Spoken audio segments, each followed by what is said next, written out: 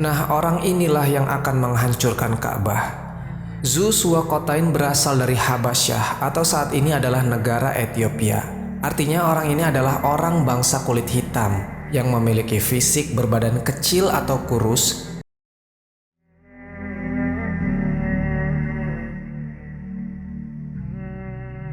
Di video kemarin kita membahas tentang kisah asal-usul dari Ka'bah dan siapa yang pertama membangunnya. Hari ini, di video kali ini yang akan kita bahas masih berkaitan dengan Ka'bah. Tempat di mana kaum muslimin mengarahkan sejadahnya di satu titik yang sama untuk melaksanakan perintah Allah Subhanahu wa Ta'ala. Namun hari ini kita akan membahas mengenai peristiwa hancurnya Ka'bah di akhir zaman.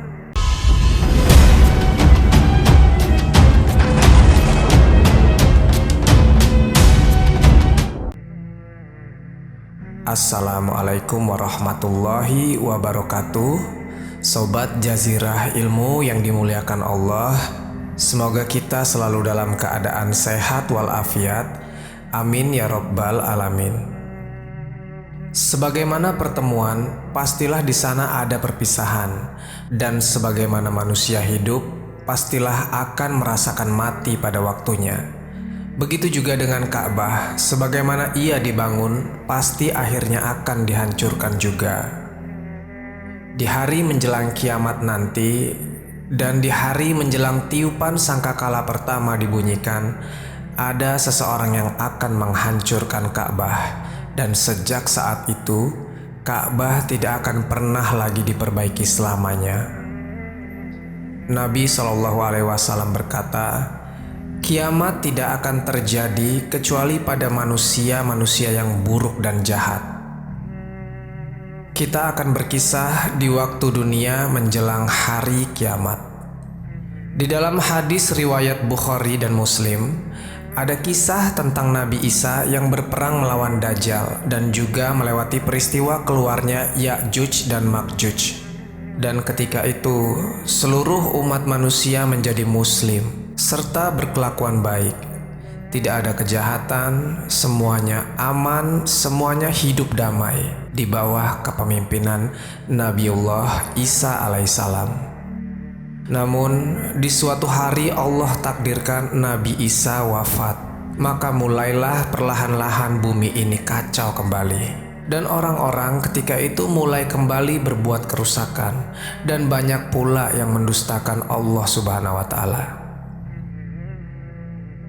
Hingga pada akhirnya semakin hari semakin rusak keadaan dunia ini. Dan semakin dipenuhi oleh orang-orang munafik. Allah Subhanahu wa Ta'ala menurunkan tanda-tanda kiamat selanjutnya, yaitu munculnya hewan bernama Dabbah. Hewan ini, teman-temanku sekalian, muncul dari dalam perut bumi dan bisa berbicara layaknya manusia dan memiliki bentuk yang sangat aneh. Ibnu Abbas radhiyallahu anhu pernah berkata, Ad-Dabbah adalah hewan yang memiliki rambut dan bulu yang memiliki semua warna dan memiliki kaki di tubuhnya. Dabbah ini, teman-temanku sekalian, bentuknya sangat menyeramkan. Ia bertanduk dan di antara kedua tanduknya ada suatu jarak yang cukup untuk diduduki orang. Artinya binatang ini punya postur tubuh yang besar. Ada riwayat juga dari Ibnu Zubair radhiyallahu anhu meriwayatkan telinganya adalah telinga gajah. Tanduknya tanduk kijang, panggulnya panggul kucing, kakinya kaki unta, ekornya ekor kambing, dan di antara sendi-sendinya berjarak 12 hasta atau 540 cm. Cukup mengerikan bukan jika ini kita bayangkan bentuknya.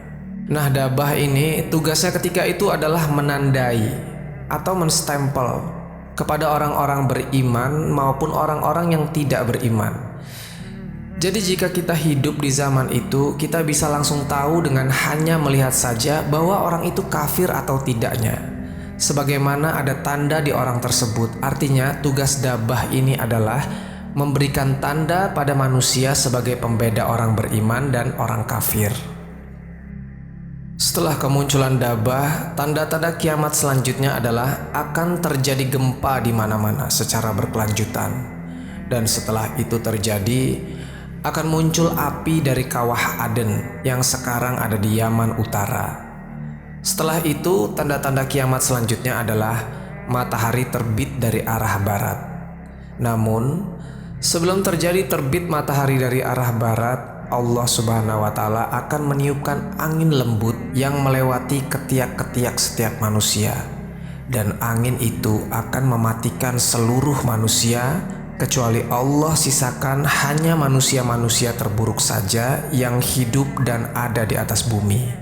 Jadi ketika setelah peristiwa angin itu, di bumi ini hanya ada orang-orang munafik saja. Allah sisakan orang-orang yang berakhlak buruk saja. Dan orang-orang inilah yang akan menyaksikan kiamat terjadi, karena orang-orang beriman sudah dimatikan semua sama Allah di peristiwa angin tadi. Sobat Jazirah Ilmu yang dimuliakan Allah, sebagian para ulama mempertemukan antara dalil-dalil.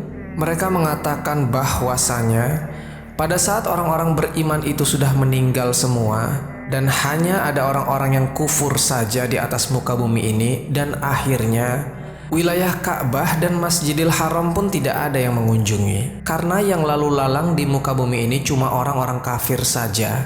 Jadi ketika itu Ka'bah ini tidak ada yang menjaga, bahkan sama sekali tidak ada yang peduli. Dan ketika kondisi ini terjadi, maka datanglah satu orang yang mendapat julukan Zu Suwaqotain. Nah, orang inilah yang akan menghancurkan Ka'bah. Zu Suwaqotain berasal dari Habasyah, atau saat ini adalah negara Ethiopia. Artinya orang ini adalah orang bangsa kulit hitam yang memiliki fisik berbadan kecil atau kurus, dan memiliki kaki agak bengkok dan punya betis yang kecil.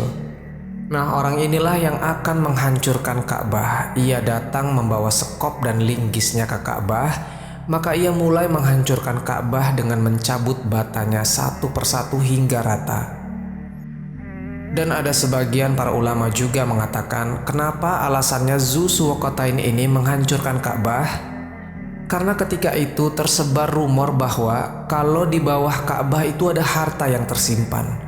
Makanya dia bawa sekop dan linggis. Mungkin fungsi linggis itu untuk mencongkel satu persatu bata Ka'bah, sementara itu sekop digunakan untuk menggali tanah di bawah Ka'bah. Ketika peristiwa pengerusakan Ka'bah oleh orang ini, ketika itu orang-orang di sekitar tidak ada yang peduli. Ya, karena hanya ada orang kafir saja yang hidup. Kalau masih ada orang beriman, pastilah akan diperangi orang ini. Peristiwa ini akan terjadi terakhir-akhir sebelum terbitnya matahari dari barat. Wallahu a'lam bishawab. Jadi itulah kisah tentang Ka'bah di akhir zaman.